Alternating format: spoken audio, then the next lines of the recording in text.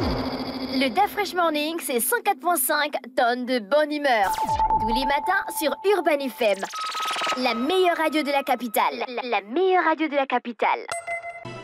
Vous êtes sur les 104.5 Urban FM, la station urbaine, et vous écoutez le DAF Fresh Morning avec Mosley. On a un invité ce matin. Mosley, bonjour. Bonjour DAF Fresh, bonjour tout le monde. Bonjour René Ruth. Oui, effectivement, on a un invité ce matin. Il s'agit de Djodjoumi Mobasango.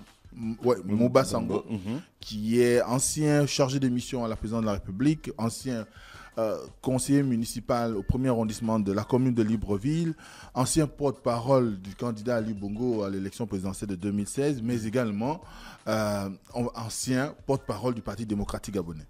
Aujourd'hui, il vient nous parler, faire un débrief sur sa déclaration qui officialise son adhésion à l'Union pour la démocratie et l'intégration sociale. Effectivement, il faut savoir l'UDIS.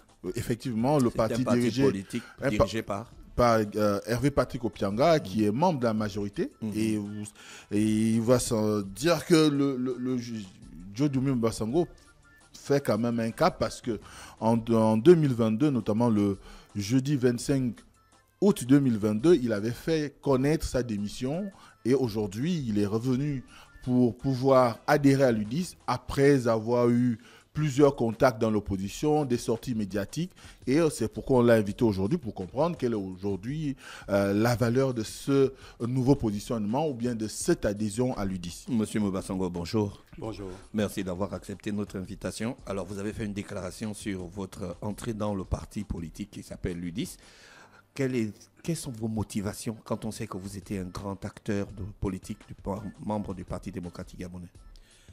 Bon, écoutez, je pense que, d'abord, merci pour l'invitation. Je pense qu'il était temps de clarifier mon positionnement politique. Parce que vous savez très bien que j'avais démissionné des mois à l'avance. Et aujourd'hui, un certain nombre de gens qui me suivent, qui me soutiennent, qui me portent dans leur cœur, se demandaient ce que je devais faire de mon engagement politique. Et je pensais qu'il était franc, qu'il était sincère pour moi de faire une déclaration, parce que depuis à peu près 2 mois, j'avais entamé des contacts avec le président de l'Union pour la démocratie et l'intégration sociale, le président Hervé Patrick Opianga, et j'ai pu assister à une réunion du directoire de ce parti. J'ai trouvé un esprit démocratique très présent, une liberté de temps, une liberté d'expression, mais surtout la partie intégration sociale. Vous savez que je suis préoccupé par la place des Gabonais dans l'économie gabonaise. Vous savez qu'il y a des lobbies de toutes les nationalités dans notre économie. Il y a un lobby chinois, un lobby français, malien, béninois, togolais, mais je ne perçois pas jusqu'à présent dans quel domaine se situe le lobby gabonais. Donc je pense que l'intégration sociale est vraiment le pan qui m'a décidé à adhérer à l'UDIS, donc l'Union pour la démocratie et l'intégration sociale. Et je voudrais par cette occasion remercier solennellement le président de ce parti, M. Hervé Patrick Opianga. Ce sont les seuls arguments qui vous ont convaincu? Je suis un homme de principe. Je ne parle jamais des gens, je réitère les principes, soit des principes de démocratie ou les principes de gouvernance. Et donc je suis toujours en train de rechercher le respect de ces principes, et je pense que après avoir discuté avec le président Opianga sur un certain nombre de questions, j'ai retrouvé les principes qui sont les miens et que je défends, les principes démocratiques et d'autres principes, les valeurs en famille politique. Alors, vous êtes parti du PDG pour des motifs, on va dire, personnels, parce que vous parliez de convenance personnelle. Et à ce titre-là, on vous a vu faire des déclarations sur le Parti démocratique gabonais, sur son leader, on va dire des relations quand même assez intéressantes avec l'opposition. Qu'est-ce qu'aujourd'hui, au-delà de tout ce que vous avez dit, vous a motivé à aller vers Hervé Patrick Opianga, au-delà de l'intégration sociale, des lobbies que vous dénoncez?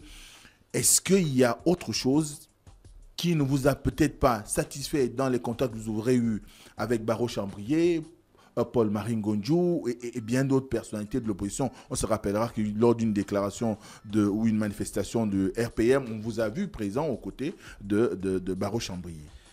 Écoutez, j'avais clairement indiqué dans une interview que je donnais sur une chaîne gabonaise que j'avais accepté l'invitation de M. Barreau Chambrier.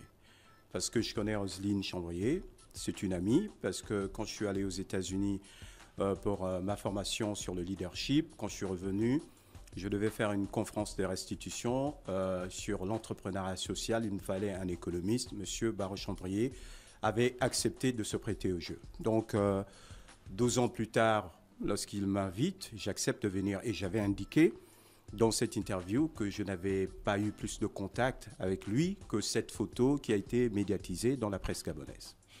Vos convenances personnelles que vous mettiez en avant au moment de votre démission, était-il en rapport avec une promesse ou simplement une question de vous ne vous sentiez plus bien au sein du PDG? Je ne suis pas un homme du matériel. Pour ceux qui me connaissent, Dafresh est un ami depuis longtemps. Je suis un homme de conviction. Quand je parle de convenance personnelle, c'est que je ne pouvais plus défendre ce en quoi je crois. Et donc, j'ai décidé de partir. Et d'ailleurs, je me suis exprimé longuement sur cette question. Et je vais donc éviter de revenir sur... Ce sont des questions qui sont arrivées pendant votre point de presse, votre déclaration. Il y a des gens qui ont posé des questions. C'était un point de presse. Donc, j'ai fait une déclaration. Ensuite, j'ai eu une discussion informelle avec les journalistes. Quelles sont les questions qui revenaient? Parce que je sais que dans ce genre de choses... Exactement, la question qui vient d'être posée par Sef Mosler revenait. On me croyait en partance pour l'opposition. C'est sur quoi j'allais en prier tout à l'heure. Avoir adhéré à l'UDIS. Ma réponse est simple. Je suis un homme public. Les gens peuvent croire ce qu'ils veulent. Mais vous ne pouvez pas dire aux gens qu'ils croient ce qu'ils veulent. Vous êtes un homme public. Il y a des gens qui ont des convictions par rapport à vos actions. Est-ce que des gens qui vous suivent? Est-ce que votre départ du PDG n'était pas quand même le fait d'une frustration? Je réponds d'abord à la question. Quand je dis les gens peuvent croire ce qu'ils veulent, c'est-à-dire que chacun a la liberté de croire en ce qu'il croit. Mais en tant qu'homme public, je me devais de préciser. Voilà. Parce que je n'avais pas indiqué une quelconque appartenance ou adhésion à un parti politique. Et donc, comme il y avait des supputations, comme nous sommes dans un monde de la confusion et de la désinformation, c'est pour cela que j'ai été très clair dans cette déclaration en disant que j'adhère à l'UDIS. Est-ce que ce n'était pas une frustration votre départ du PDG? Est-ce que vous ne craignez pas d'être balayé puisqu'on était dans une période où on pouvait changer le directeur du parti à tout vent sans qu'il y ait congrès? Est-ce que cela aussi n'a pas joué pour votre départ? Je pense que quand on fait de la politique à un niveau professionnel, on ne peut pas être frustré par quoi que ce soit. J'ai cette belle phrase qui m'a été partagée par un aîné qui s'appelle David Elaminsa, qui me disait en politique, c'est la capacité d'avaler des couleuvres. Donc, à mon âge et à près de 12 ans de mon engagement politique, je ne pense pas qu'il y ait quelque chose qui puisse me frustrer plus que ça. Alors, l'étonnement viendrait de votre adhésion à l'UDIS, quand on sait que l'UDIS est membre de la majorité qui porte, on va dire, la candidature d'Ali Bongo ou bien qui porte le magistère d'Ali Bongo. Quelle différence faites-vous entre le PDG et l'UDIS aujourd'hui? Écoutez, d'abord, je tiens à vous rappeler que je suis père de jumeaux. Cette question revient. Vous savez, quand vous voyez mes jumeaux pour la première fois, vous avez l'impression qu'ils se ressemblent comme deux gouttes d'eau. Mais la réalité est que moi, en tant que père, je sais faire la différence entre William et Arthur. Donc, même quand vous êtes dans une famille politique, que ce soit la majorité ou une autre famille politique, vous ne pouvez pas dire que l'UDIS est égal au Parti démocratique gabonais. Parce que les valeurs sont différentes, parce que j'ai eu la chance, moi, de travailler dans les deux partis. Je pense qu'il y a une approche, il y a un ADN qui est différent dans le parti auquel je viens d'adhérer, donc l'Union pour la démocratie et l'intégration sociale. Et je ne suis pas un homme qui croit à une sorte d'antagonisation des positions politiques. je pense qu'on n'est pas obligé d'opposer la majorité à l'opposition, parce que la réalité est que les intérêts de Gabonais pourraient ne pas se retrouver ni dans la majorité, ni dans l'opposition. Je suis, comme je l'ai indiqué, un homme qui croit aux principes et à la recherche permanente du bien-être du peuple gabonais. Et je pense qu'on peut essayer d'apporter quelque chose de positif dans son pays en poursuivant des petites parcelles de pouvoir. C'est-à-dire, vous êtes à la radio, vous faites bien votre travail, vous formez bien les jeunes qui travaillent dans cette radio. C'est aussi une façon de développer le potentiel des jeunes. Donc, je crois que sur le pan de l'intégration sociale, parce que c'est ce qui me préoccupe, sur le fait que... Vous avez des preuves matérielles de l'intégration sociale que prône l'UDIS, hormis le fait qu'on sait que le leader charismatique de ce parti politique est un grand entrepreneur sur le plan local. Mais est-ce qu'il y a d'autres personnes que vous avez vues, comment l'UDIS a mis de sa force pour que la personne se développe dans son domaine entrepreneurial national? Bon. Parce qu'il faut des preuves concrètes. La première chose, c'est que ce n'est pas déjà rien que le parti ou le président de ce parti soit capable d'employer dans ses entreprises des milliers de Gabonais. Et vous qui êtes un entrepreneur, parce que je vous connais et nous sommes des amis, vous savez très bien que se positionner dans l'économie gabonaise pour un Gabonais, c'est extrêmement difficile. Et je vous prends un exemple. J'ai mon petit frère qui fait dans la vente de poulets à Cher. Et donc, il prend ses poulets, il prend 1000, il les amène au marché pour les déplumer. Pour déplumer un poulet, ça coûte 200 francs CFA. Et donc, il arrive, 1000, il paye 200 000 pour déplumer ses poulets. Et comme ça marche, un jour, il vient avec les 1000 poulets et il y a un lobby d'hommes qui ne sont pas de notre nationalité qui refusent de déplumer les poulets et qui lui disent que eux, ils ont besoin d'accéder à la source, d'aller à la ferme et prendre les poulets. Donc, mon petit frère a été obligé de nourrir les poulets pendant le temps où il devait trouver d'autres personnes pour déplumer ces poulets. Cela veut dire que lorsque vous ne maîtrisez pas certains pans de votre économie, d'autres hommes et femmes qui sont totalement intégrés dans cette économie peuvent être des obstacles pour des hommes et des femmes qui ont leurs ancêtres enterrés dans ce pays.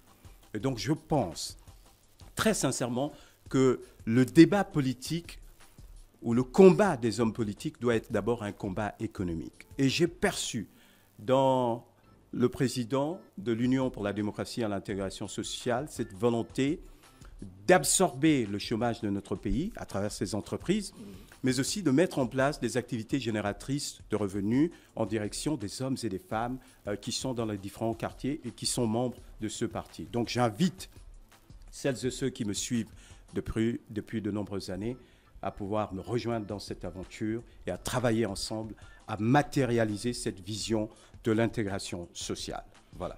Est-ce qu'aujourd'hui, quand on vous écoute, on a l'impression que c'est un nouvel homme, c'est un engagement neuf, c'est quelque chose, du moins c'est quelqu'un qui vient de découvrir qu'il y aurait peut-être des inégalités au Gabon?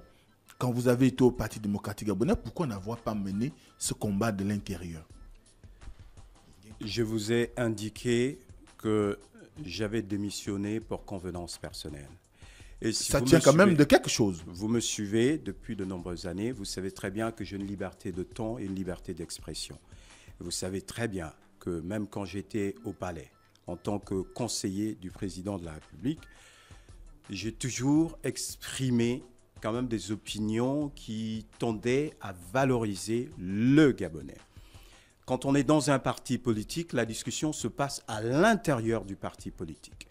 Et donc, vous ne pouvez pas dire que je n'ai jamais exprimé ces opinions. J'ai toujours exprimé des opinions pour demander à certains partis politiques d'aller dans le sens de l'entrepreneuriat, d'aller dans le sens des nouvelles technologies de l'information et de la communication, d'aller vers les domaines dans lesquels se situaient les Gabonais. Parce que la réalité est qu'aujourd'hui, on parle de politique pour parler de politique. Mais les Gabonais, les jeunes, comme les moins jeunes, ils sont dans l'agriculture, ils sont dans les nouvelles technologies, ils sont dans l'entrepreneuriat, ils sont dans d'autres domaines. Donc, mon souhait est que les partis politiques puissent s'arrimer au thème qui préoccupe les Gabonais et Gabonaises. Pour l'instant, on parle simplement de démocratie. Démocratie, c'est bien de parler de politique et de démocratie, mais il faut quelque chose sur la table. Et donc, j'ai décidé d'adhérer à l'UDIS parce que je pense qu'on peut travailler à aboutir à ce point bien précis. Vous adhérez simplement, vous allez suivre le processus de briguer un poste à l'Assemblée nationale, ainsi de suite. Pour l'instant, je n'ai pas discuté de ces questions avec le président du parti. Vous-même, vous avez des ambitions politiques. Monsieur Moubasango, vous avez des ambitions politiques. Vous n'êtes pas rentré dans ce parti pour être un simple militant. Je vais vous dire quelque chose. À partir du moment où vous révélez vos rêves, ils seront brisés. Parce qu'il y a des hommes et des femmes qui vont toujours vous attaquer pour vos rêves. Pas parce qu'ils n'ont rien. Ils peuvent avoir les voitures et l'argent. Nous sommes à 3 mois de l'élection. Mais parce que 4 mois de l'élection. Parfois beaucoup plus grands que leur réalité. Vous créez le suspense? Je ne crée pas le suspense. Je suis en train de vous donner un conseil d'aîné pour vous dire, lorsque vous avez des rêves, gardez-les jusqu'à ce qu'ils se réalisent. Non, on sait qu'on a les conseils. On sait que c'est un conseil, mais on veut savoir quand même. C'est important. On a quelques temps, il y a des élections générales. Il faut qu'on sache quelle est votre position, parce qu'il y a des gens derrière qui vous suivent. Est-ce que notre frère, grand frère ou leader va s'engager à briguer un poste législatif ou municipal, ou bien vous êtes là juste pour faire de la figuration politique? Et je sais que ce n'est pas le cas pour vous. Je vais répondre à cette question. Simplement, je ne décevrai pas ceux qui croient en moi. Voilà ma réponse. Dernière question. L'UDIS étant membre de la majorité, seriez-vous prêt à mener campagne pour Ali Bongo au cas où il se présente comme candidat pour un 3e mandat pour le PDG ou la majorité? Je réponds à cette question simplement. En tant que membre de l'UDIS, je ferai ce que le directoire du parti décidera et ce que le président du parti, M. Hervé Patrick Opianga, décidera.